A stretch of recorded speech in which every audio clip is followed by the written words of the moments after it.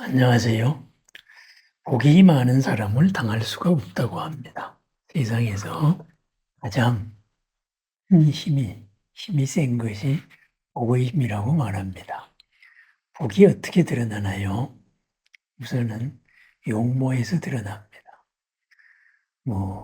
용모가 단정하고 잘생겼으면은 누구나 호감을 갖기 쉽죠. 일단 기본적으로 점수를 따고 들어갑니다. 그 다음에는 재산이 되겠죠.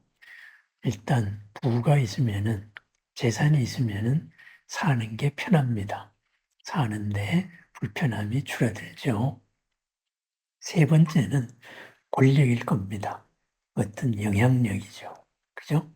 이런 영향력이 있어도 또한 세상 살기에 편합니다. 괴로움이 그만큼 없어지는 거지요.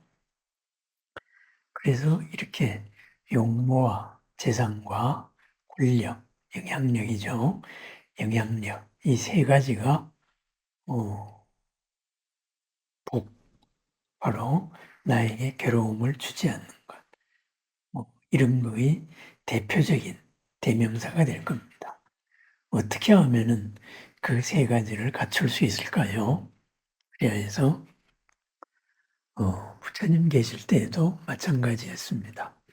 그래서 말리까 왕비가 어느 날 부처님한테 그 세 가지에 대해서 여쭙습니다. 말리까 왕비 얘기는 많이 들어보셨지요? 그죠? 어렸을 때 꽃 파는 집의 처자로 태어나서 참 가난했습니다. 그런데 부처님을 만나가지고 그죠? 우유죽을 공양을 올렸습니다. 그때 부처님이 이 인연으로 그때는 왕비가 될 것이다 했는데 나중에 왕비가 됐습니다.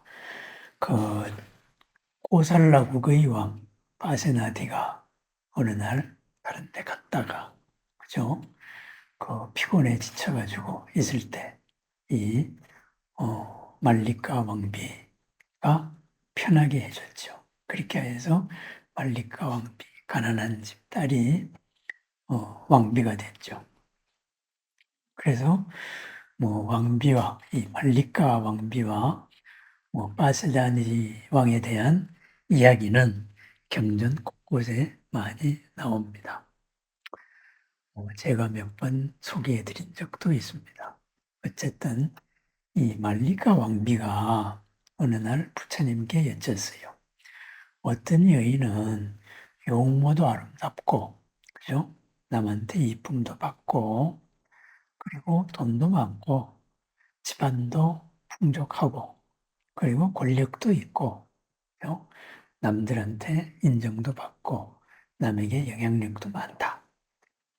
그런데 어떤 여인은 그 세 가지 조건이 각자 다르다. 이러한 까닭이 무엇입니까? 무엇을 원인으로 이런 일이 생깁니까? 했을 때 부처님께서 그 세 가지 상관관계에 대해 가지고 말씀을 하셨지요. 그죠? 우선 용모가 아름다운 것, 용모가 아름다운 것은 분노를 하는 사람은 용모가 아름다울 수가 없다. 쉽게 화를 내고 그리고 쉽게 남에게 평소의 행동이 공격적이고 상대방의 어떤 반응에 대해 가지고도 공격적이다 이거죠. 격렬하게 저항하는 것. 공격적이죠. 그런 사람들, 그랬던 사람들이 용모가 아름답지 못하다. 그 다음에 가난한 사람들, 때에는 재산에 대해서는 보시에 대해서 이야기합니다. 수행자나 아니면은 여러 진리를 추구하는 성직자나 또는 여러 이웃에 대해서 보시를 하지 않은 사람들, 이 사람들이 재산이 많지 않다, 가난하다, 그럽니다. 그 다음에 권력이 있는 사람들, 이런 사람들은 남을 시샘을 하거나 질투를 많이 한 사람은 영향력이 없다. 권력이 없다. 바로 이렇게 이야기합니다. 그죠? 남들의 명예나 남들의 이익이나 남들의 존중이나 존경, 그죠? 이런 거에 대해 가지고 내가 희생하고 집가 많은 사람, 이 사람들은 권력이 없다. 이렇게 이야기합니다. 그러다가 보니 이 세 가지에 대해서 하나 조건에 따라 가지고 다양한 파생이 나올 수가 있지요. 그래서 이 말리카 왕비도 다시 이야기합니다. 저는 전생에 화를 잘 냈었나 봅니다. 그래서 음생에 이렇게 아주 아름답게 태어나지는 못한 것 같습니다. 그렇지만은 저는 전생에 수행자나, 그죠? 또는 사람들에게 할 수 있는 한 무엇이는 했나 봅니다. 그리하여서 지금은 이렇게 왕비로 삶을 살고 있습니다. 또한 저는 전생에 다른 사람의 즐거움이나 꿈이나 보람이나 명예나 공덕에 대해서도 같이 칭찬을 했나 봅니다. 시샘하고 질투하지 않았나 봅니다. 그리하여서 지금 왕비로서 영향력을 가지고 있습니다. 앞으로 절대로 분노하지 않고 인색하지 않고 질투나 시샘하지 않고 살겠습니다. 그렇게 전하겠습니다. 이런 내용이 있습니다. 말리카 왕비의 말리카의 경에 나오는 이야기입니다. 그러면은 복이 바로 어디서 나오느냐? 복의 원리. 일단은 자애에서 나온다. 분노하지 않는 것은 자애지요. 그죠? 용모가 아름답고, 그리고 재산이 넉넉하고, 그리고 영향력이 충분해서 나에게 고를 일으키지 않는.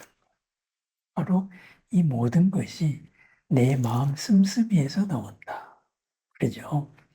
흔히 하는 말로 40이 넘은 사람의 얼굴은 자기 얼굴에 대해서 책임을 져야 된다. 이런 말이 있지요. 그렇습니다. 똑같은 용모더라도 어떤 마음가짐으로 사느냐. 바로 얼굴에 다 드러난다 그러죠. 부부는 얼굴이 닮는다고 합니다. 왜 닮을까요? 같이 살기 때문입니다. 마음 씀씀이가 있기 때문에 용모가 닮습니다. 그렇습니다. 용모에서부터 점수를 따고 들어가려면 같은 일을 해도 남들보다 더 잘 되는 것, 잘 풀리는 것, 그게 복이지요. 또 자애의 마음입니다. 재산, 부는 보시라고 이야기합니다. 저는 그동안에 보시를 많이 하지 않고 살아왔었나 봅니다. 그래서 필요한 만큼, 그죠? 필요한 만큼에서 항상 조금의 부족함을 닙니다. 그렇습니다. 보시하는 마음이 뭘까요? 마음을 여는 거죠. 마음을 연다는 것은 뭘까요? 남을 더 많이 생각해 주는 마음입니다. 마음 가는데 몸도 따라가고, 그리고 또 돈도 따라가고, 그리고 내 시간과 노력도 따라가게 마련입니다. 남에게 마음을 열어주는 것. 마음을 열면은 둘이서 하나가 됩니다. 그러면은 혼자 하는 것보다 둘이 하는 것이 복이 더 크겠지요. 그래서 부자가 됩니다. 그래서 육바라밀의 첫 번째도 보시바라밀입니다. 보시. 같은 일이 더욱더 잘 풀리는 것. 어떤 의미에서 보면은 보시는 나의 확장 과정이고 또 하나는 복의 저축 과정이다. 이렇게 볼 수도 있겠죠. 저축한 거에는 반드시 이자가 붙지요. 이자가 붙어서 돌아옵니다. 그리고 벽을 허물었으니 나와 남이 한편 묻기가 되었습니다. 다음에 권력, 사회적인 영향력, 그죠? 서로의 벽을 허물어서 남의 공덕을 같이 기뻐해 주는 겁니다. 수희 공덕입니다. 더불어 공덕을 기뻐해 줌으로써 서로가 한편이 되었습니다. 한편이 되다가 보니까 서로 영향력이 커졌습니다. 복의 이야기를 하면서 말리과 왕비의 이야기를 상기해 봤습니다. 그랬습니다. 아름다운 모습, 예쁜 모습이 아니라 아름다운 모습, 보면은 평안한 모습, 그리고 살기에 부족함이 없는 살림살이, 그리고 또한 주변 사람들과의 원만한 모든 관계, 자애와 오시와 그리고 더불어 기뻐하는 마음에서 나타납니다. 그 반대로 분노하고 인색하고 그죠? 시기하고 질투한다면은 그러면은 그 다음 생의 업이 아니 금생 당장의 업이 용모와 재산과 권력에서 나타날 겁니다. 아름다운 사람으로 살아가는 넉넉하고 나도 남도 평안한 삶으로 우리들의 꿈입니다. 자애와 보시와 수희, 공덕으로 이루어지는 아름다운 사람의 넉넉하고 나도 남도 이로운 평안한 하루를 축원합니다. 감사합니다.